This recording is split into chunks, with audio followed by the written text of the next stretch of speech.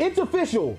Marvel's about to do it. Marvel's last chance to win us back, and if they f this up, there's no coming back. I think they're gonna f it up. But with the release of X-Men 97, the X-Men hype is returning, and Marvel has now confirmed that the X-Men will be joining the MCU. They just hired the brand new writer, Michael Lesslie, who you most likely know him for the most recent Hunger Games movie. But now look, we have two big questions. Does anyone still care about the X-Men? And second, how in the world are they going to introduce the X-Men into the MCU? Listen, man, I'm gonna be honest with you. The more I think about the X-Men in the MCU, it's just blowing my shit. Like, it's just blowing my shit. I think there are ways that this could work. No, there's only one way. I already know what you're about to say, and I already disagree with you. But look, we'll break it down in this video, and if Marvel messes this up, they're never coming back from this one. Welcome to another episode of Kaylex Encounter, and if you've been here before, Michael Lesslie is going to be our brand new writer for the X-Men, and if we're looking at the timing of all of this, this might be released somewhere between 2027 and 2028. And so a lot of people are like, yo, they couldn't hire anyone that actually made any good films. So that's the thing. With somebody like this, if you're gonna get a writer, it has to be a writer that people are gonna be excited about. Because the big thing is, Disney and Marvel already have an uphill battle with getting people to care about the X-Men. And so for all of this to make sense, we have to remember what Disney did to the X-Men. Disney tried to distance themselves from X-Men and Fox. I don't know if any of you guys remember that. Flop after flop, and they were like, that's not ours.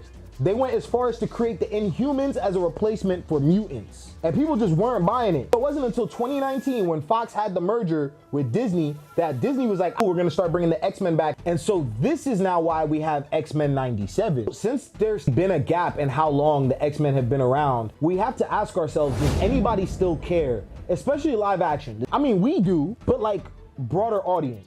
Because the only people that were watching X-Men 97 were people that were growing up with the show, / people that already had an interest in X-Men. Disney not only needs to please the old fans, but they need to keep enough of the characters that we love to attract the new ones. For the X-Men to stay relevant, to get people to care, to get them into the MCU, they need to adjust the lore slightly, just so it makes sense for the current MCU. And then the issue also comes from, where are all the mutants? Marvel did try to distance themselves from the X-Men. The only issue is they didn't plant any seeds for the future films. They hired a writer for the X-Men movie, and I'm pretty sure it's coming out before Secret Wars. Yeah. I want for the X-Men to do good. I want it to be a natural thing. So here's what I'm thinking. I got two routes. Restart the whole shit over. Reboot, I don't give a fuck. Fuck the characters, fuck the current actors. Restart it all over, so that way you have a more cohesive story. Let's start it back with, we can still have Captain America as the first Avenger, set in 1945. We can get introduced to our Professor Xavier. We get introduced to our young Eric and Charles. This is what I'm thinking.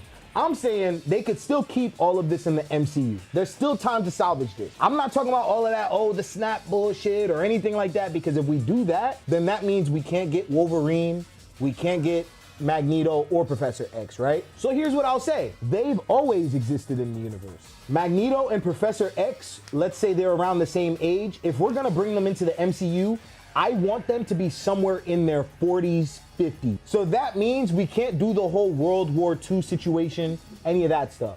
This is post-World War II. If anything, they're about the same age as Iron Man at his death, or about 10 to 15 years younger than Iron Man at his death, right? The difficult thing that's gonna end up happening is that we have to change up the lore as to why Magneto is who he is. Because a big part of Magneto's character is all of the stuff that he had to go through in the 40s. If we're gonna bring him into the MCU, that's not gonna work. He'd be, like you said earlier, he'd be 90 years old, running around talking about justice for the mutants, and at that point it's like, bro, we would have seen so much stuff happening by, Magneto's a savage. We would have seen something from him. The world of the film is the same year that the movie drops. So let's say the film drops in 2027, 2028. That is the year that X-Men is living in. So by then, Magneto, Professor X would already be in their 50s, 40s. From there, this is going to be a first-class movie. We're gonna get a teenage Scott, we're gonna get a teenage Jean Grey, we're gonna get a teenage version of the First Class, and Professor X is the one that's guiding them. The reason why is because we want the X-Men to grow organically, and we want the mutant threat to grow organically.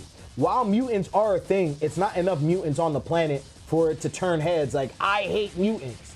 Something happened in the events of First Class that start that hatred for mutants. And that's how I think this movie could work. How do you guys think the X-Men could work in the MCU? We already did another video talking about how X-Men 97 isn't being watched by anybody. So click over here and we'll see you in the next encounter. Peace.